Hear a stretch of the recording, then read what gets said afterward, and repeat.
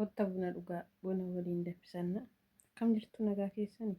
Ani nagaa kooti fayyaa kooti. Rabbi galannaa gahu. Isinillee lafa jirtanitti nageenyi isinirra haa jiraatu. Lafa jirtanitti nagaa fi ayyaanni waaqayyoo isiniif haa baay'atu. Akkam isin nagaa keessani? Ani nagaadha rabbitti haa tolu. Yuutuubii koo sabiskiraayib, laayik, sheerii naa gochuu hin dagatinaa. Maatii naa ta'aa. Walaa guddisnuu isiniin jedha. Let's go.